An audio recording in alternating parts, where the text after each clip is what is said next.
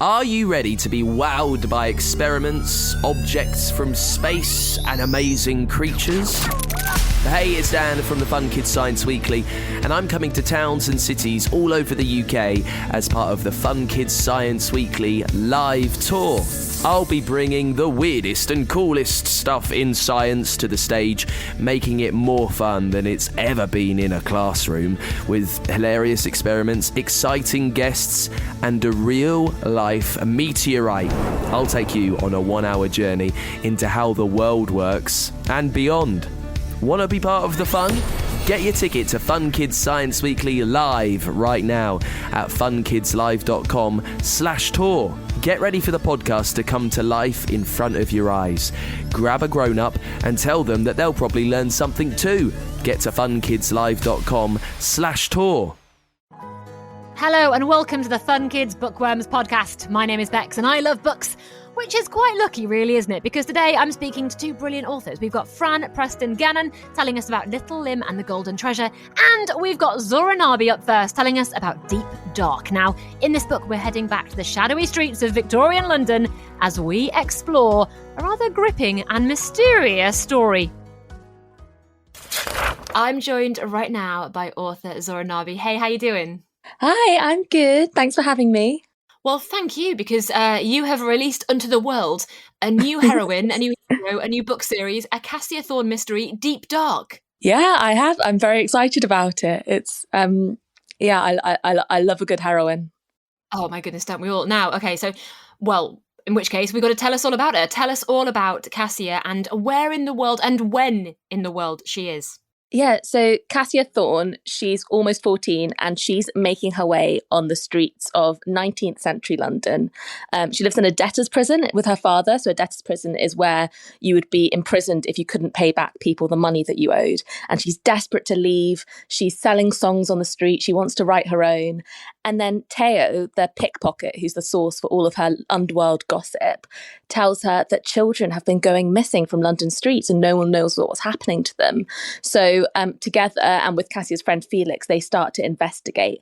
And what they discover is a conspiracy that goes right to the heart of the rich city of London and to the deep dark below where something is lurking.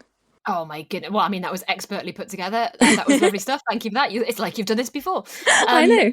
Who knew? I've got to say, I love the idea of selling ballads. Was that a thing that they did in Victorian London, or was that just something that you invented? Yeah, it really was. So it kind of dates back to a time before there was, lots and lots of newspapers. So the way people would get their news and their stories and the way they would sort of hear about stuff was through songs and through people singing and through people yelling out stuff. Apparently London was such a noisy place to be. You couldn't hear yourself think.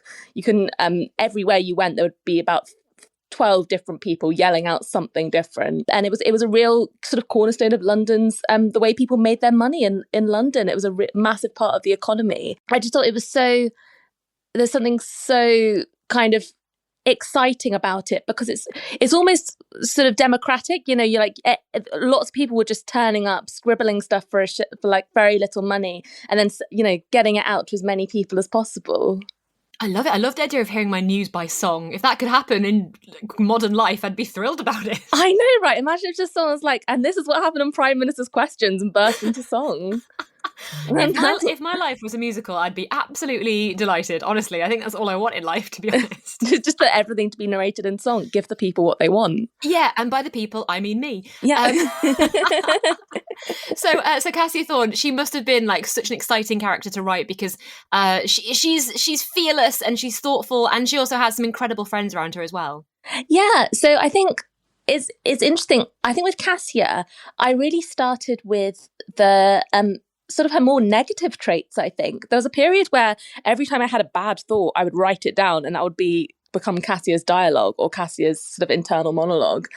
And I really loved that she's kind of awful in some ways. You know, sometimes she can be a bit selfish. She's very kind of ruthless in how ambitious she is. She doesn't always think about other people. And then it was through her going on this adventure that I discovered the qualities that I love. I mean, I loved her already, but I discovered the qualities that other people would love about her, like this kind of this endless resourcefulness and this awakening to she has to do the right thing, she has to help people, and then with her friends, I guess I really wanted to show kind of two different sides of London. So you've got Felix, who is a lawyer. He lives in a very grand house on Russell Square. He's not quite a lawyer yet. He's training to be one, not very successfully. And he's very kind, but he's very clueless in some ways. And then you have Theo, who is based on the real life children who were very sadly brought over here from Italy and made to work for very little money, just to sing songs on street corners and perform with trained animals. But he's a very different side of London, a sort of much crueler side. Yeah, there was a very different classes happening in London, especially in the Victorian era. Well, there was such division between, I think, I always think it's interesting with that kind of period of history, the early sort of 1800s, we always think of things like Bridgerton and, that's not, we always think of like, you know, more people in ball gowns and people going and, you know, have sort of the Pride and Prejudice kind of fancy version of that era. The fancy version of that era. But, the majority of the population are living very precariously. Basically, one thing goes wrong and you're cast into quite serious poverty. I do a lot of research on people getting welfare, people getting poor relief at that time, and the stories you read are heartbreaking of the kind of conditions people were living in if someone was out of work or someone got ill, which so many people did at the time. Yeah, I mean, I used to love the Victorian era as a kid, and yeah, you read about it and you're like, oh my goodness, it could be a scary time for a lot of people, and in the book especially because you've got lots of children going missing as well. Yeah, but I always think that was, for me, I don't know about you, but as a child, I found that quite exciting, like the idea of being a pickpocket, even though the reality was obviously terrifying and shouldn't have happened. You know, there was sort of it felt like there was an adventure to it, being a kind of Victorian street child, and there's no adults telling you what to do. So I wanted to include that aspect of it, and then also show how just how dangerous it could be. Oh my goodness, yeah, I wanted to be Oliver Twist 100%. Oh yeah, absolutely. I wanted to be Little Orphan Annie, you know? Oh my goodness, yes. Oh my goodness, a great shout. So in the book, I'm guessing we've got more to come, right? We've got more books in the series. We have, yeah. So I'm just working on the second book now, which is it's a different location. It's sort of more up north in sort of a part of Lancashire, and it's a new sort of supernatural villain. It's very inspired. So I think Deep Dark, my first book, I love Charles Dickens and I was really inspired by him. And for the second one, I looked more to the Bronte sisters, who are my favourite novelists. So it's been an absolute joy working on this one. Oh, I love this. Okay, well, we look forward to the second book. But in the meantime, we can grab the first, Deep Dark. We've got a little quick fire round of questions, if that's okay to do with you. Yeah, let's go. All right, well, first up, just to get a feel for you as an author, books or Kindles? Books. You answered that so quickly. Yeah. Just taking a sip of my tea. You've caught me off guard. Sorry, I thought. Yeah, I mean, I love a Kindle. I love reading on my phone. But you can't replace the feeling of a book. I agree. Heroes or villains? Ooh, you know what? When I'm reading villains, when I'm writing heroes. Oh, interesting. It's often the other way around for authors. Okay. Oh, really? Interesting, yeah. Film adaptation or TV adaptation? Ooh, TV adaptation, just because there's more time to do the book justice. Yeah, fair enough. Beginnings or endings? Beginnings. A laptop or write by hand? Oh, laptop, unfortunately. I'd love to write in a notebook, but it's tapping away every day. Fair enough. Do you write 9 to 5 or whenever you fancy? Whenever I fancy. I'd say I'm more of a night owl than a morning person. Okay. Yeah, I respect that. Me too. Oliver Twist or A Christmas Carol? Oh, Oliver Twist. Gotta be. Yeah, it's on brand. Paddington Bear or Winnie the Pooh? Paddington Bear. Absolutely. And finally, the big one, salt and vinegar or cheese and onion? Salt and vinegar. Yes! The best Love one. salt and vinegar. Who doesn't? Well, actually, people who don't get immediately terminated when it comes to this interview. So I'm very, very glad you said salt and vinegar. You passed my test with flying colours. Thank you. So can you tell us a little bit, where can we get the book right now? Where is Cassia Thorne in the world? Is she in all bookshops? Is she in libraries? Yeah. Where's she going? So Deep Dark is available in all good bookshops and libraries. If you shop from Waterstones, there's a beautiful purple sprayed edge. If you get it from your local independent bookshop, which I recommend, you could get a signed edition. And if you would, this could go terribly, but if you could describe the book in 5 words, what would it be? Dickensian supernatural adventure. I've got 2 more. 2 more. Plucky heroine. Great, loved it. Excellent. That does the job. Thank you very much, Zohra, for telling us all about Deep Dark. No, thank you very much. I've really enjoyed this. Are you ready to be wowed by experiments, objects from space, and amazing creatures? Hey, it's Dan from the Fun Kids Science Weekly, and I'm coming to towns and cities all over the UK as part of the Fun Kids Science Weekly live tour. I'll be bringing the weirdest and coolest stuff in science to the stage, making it more fun than it's ever been in a classroom, with hilarious experiments, exciting guests, and a real-life meteorite. I'll take you on a 1-hour journey into how the world works and beyond. Want to be part of the fun? Get your ticket to Fun Kids Science Weekly live right now at funkidslive.com/tour. Get ready for the podcast to come to life in front of your eyes. Grab a grown-up and tell them that they'll probably learn something too. Get to funkidslive.com/tour. Oh, thank you so much to Zohra for telling me all about Deep Dark. Next up, we've got Frann Preston-Gannon. Now, she's joining me to share the inspiration behind her new enchanting book. It's called Little Lim and the Golden Treasure, and I've got to say, it's an absolute beaut. I'm joined in the studio by author Frann Preston-Gannon. How you doing? I'm good, thank you. Lovely to meet you. Lovely to be here. Likewise, because you've brought with you the most gorgeous book. Thank you. That's very kind of you. Can you tell our listeners what it's called and a little bit about it to kickstart us? It is called Little Lim and the Golden Treasure, and it is all about a little girl called Limpet Pebble. Little Lim to her friends, and she's just your average 8-year-old girl, apart from the fact that she's the size of your thumb, and she lives in a rock pool with her dad. She's one of the rock pooler people who live on the edge of rock pools in little houses, this is the sort of first story in her adventure. Now, rock pooling is something that when I was a kid and I'd go to the beach, it would be like there'd be rock pools there, but I never really knew what to do there. Yeah. But she's quite good at searching for stuff and finding things. Well, she's right in amongst the action, because she sort of lives right by it. And these little houses that they live in, these people sort of disappear when the tide goes up and down. And every time that the tide goes out, she's left with all these wonderful things to explore and find. And she has her own little water garden by her house that she goes into every day and sort of discovers what's been left behind and what beautiful creatures she can find there. So, yeah. And in this book, there's a bit of a competition going on. There is. So she has to find the most exciting thing, basically. Yeah.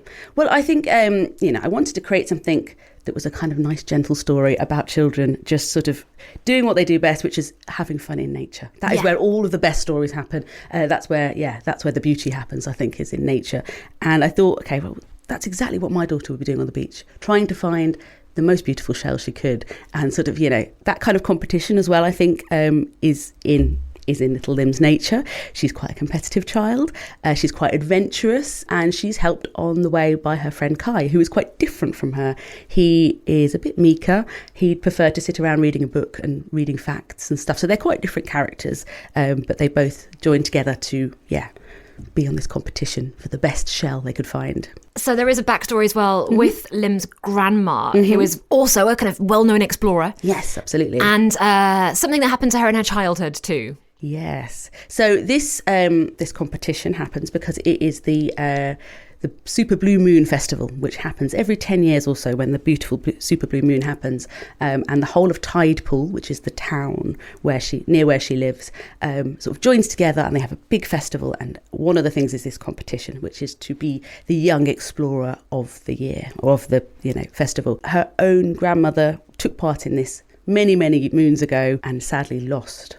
So there is this sort of, drive to try and win where her grandma didn't.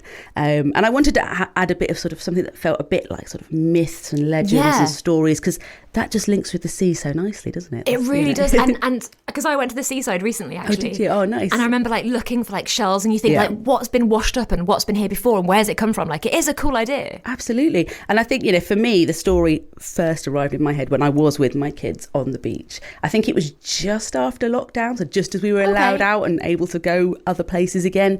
And I was in Scotland and also Cornwall that summer, I think. And both places, you can stick a child by a bit of water and they will play for 8 hours solid, And I think that's where the inspiration came from. It was this sort of children enjoying nature and being out exploring. And the illustrations are incredible. Oh my! And every page is like packed full of beautiful pictures and colours. Well, that's very kind of you. It's quite often in chapter books you can often find that it's sort of line drawings and things like that. But the lovely people at Piccadilly Press let me do full colour, which was a real luxury. It was really fun. Honestly, reading it, I felt like I was in it, and it feels like it's another world, and it does feel a bit fairy tale folklore kind of vibes. Yeah. I mean, that definitely inspired me. I think I wanted it.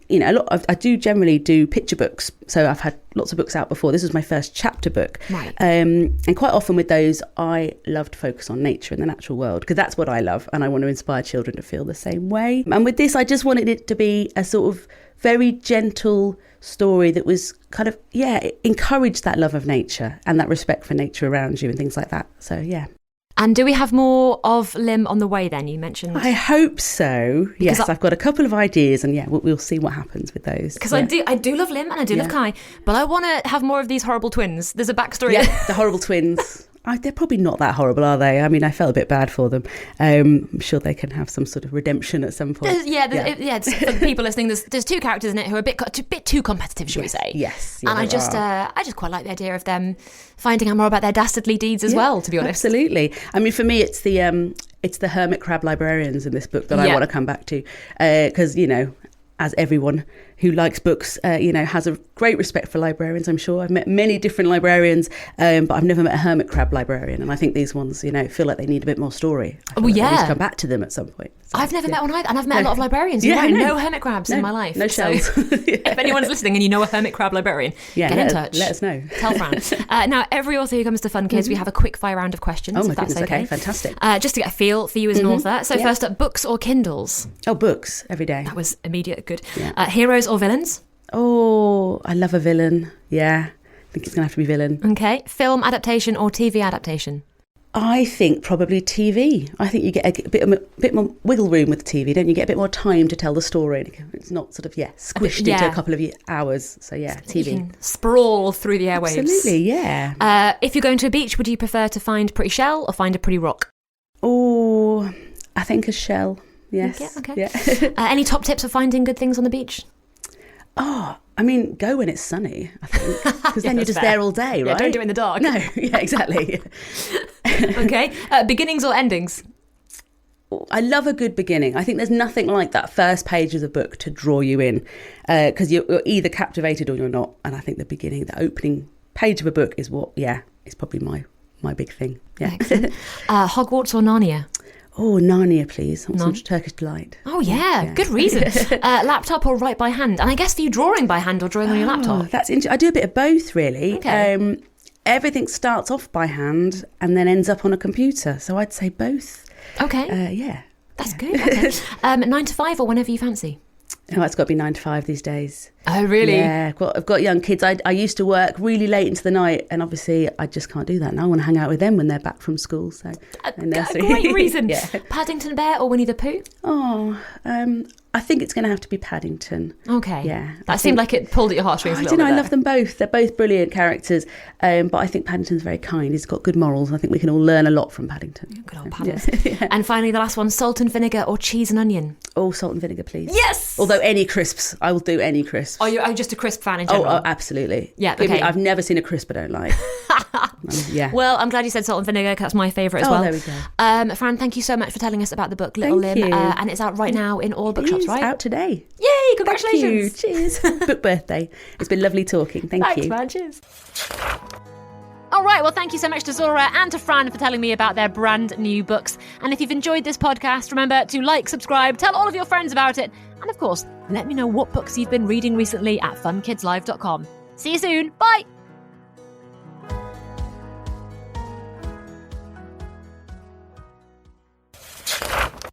Are you ready to be wowed by experiments, objects from space, and amazing creatures? Hey, it's Dan from the Fun Kids Science Weekly, and I'm coming to towns and cities all over the UK as part of the Fun Kids Science Weekly live tour. I'll be bringing the weirdest and coolest stuff in science to the stage, making it more fun than it's ever been in a classroom, with hilarious experiments, exciting guests, and a real-life meteorite. I'll take you on a 1-hour journey into how the world works and beyond. Want to be part of the fun? Get your ticket to Fun Kids Science Weekly live right now at funkidslive.com/tour. Get ready for the podcast to come to life in front of your eyes. Grab a grown-up and tell them that they'll probably learn something too. Get to funkidslive.com/tour.